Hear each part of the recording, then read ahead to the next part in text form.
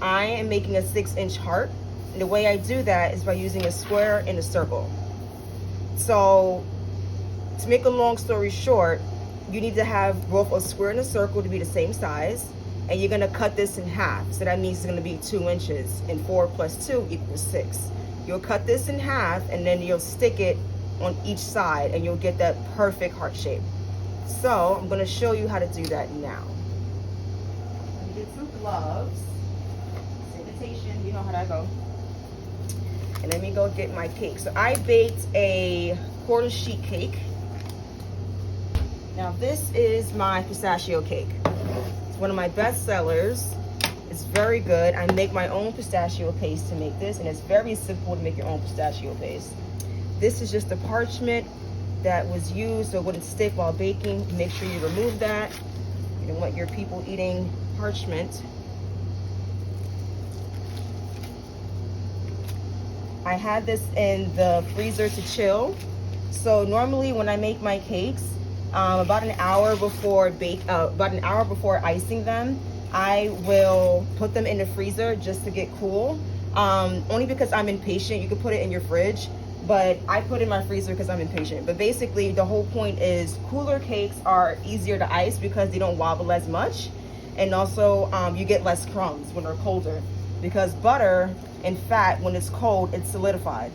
So the idea is working with a cake that's chilled is easier to work with, but it's not frozen, as you can see. It's not frozen. Okay, so here's what we do. We are going to cut one side and get our square.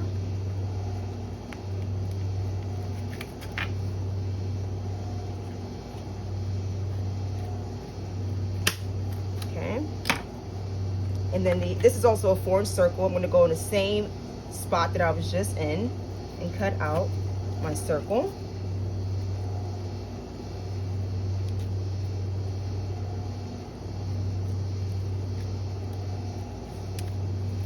Make sure you cut all the way through. You get a better shape from this crispy edges. And this is my circle. Now I'm just going to cut this in half.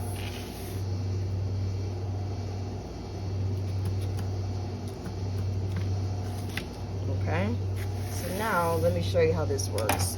Let's get our cake board ready. So this is the 10-inch board. I always make sure it's centered, so I spin it to see if it's uneven. The board itself is centered, the white is not, but that's okay. So now I'm gonna fill my buttercream. So to fill your piping bag, you always want to bend it inward and kind of roll it down. And the reason being, you're going to lift this up, it will be clean. You won't have a messy piping bag. So I'm going to get all my buttercream off of the paddle.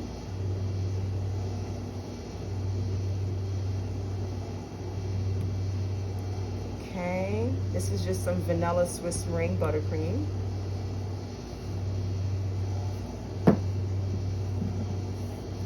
And then I give it a good mix just to get any last minute air bubbles out. So you want a good large spatula to kind of get those air bubbles out. Okay, so now I'm going to put this inside the cavity of the piping bag. Whoop.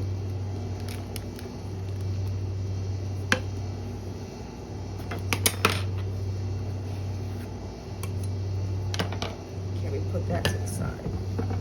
Okay, so now when you do this heart shape, here's what I like to do. So first I'm going to cut a little hole. Here on my scissors. Here we go. Okay.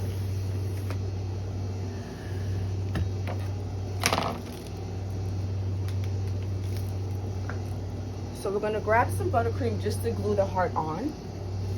The cake, I mean.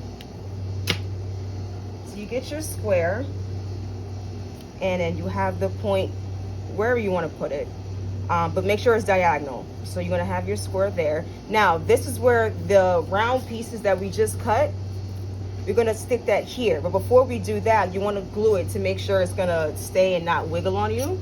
So I add a little bit of buttercream on the sides. And then I glue the heart to the side. And see, you have that perfect heart. Now the reason why I like doing this is because 3 reasons. 1, I don't have to sit around and buy stupid heart-shaped pans. 2, I don't have to buy a million sizes in the heart-shaped pans. And 3, it gives me that nice crispy heart. Every time I see these heart-shaped pans, they're so rounded up here that when you're done icing it, it almost looks like a circle. And then the tip at the end is always rounded up. I like a crispy looking shape. You know what I mean? So that's why I like to do it this way. Plus, I don't have to worry about, you know, buying anything extra. I got like a little cardstock to cut this to buy a 4x4 square. And I already had a 4-inch round cookie cutter. Now, if you have a 4-inch square cookie cutter, then you ahead of the game, baby, because I ain't have one.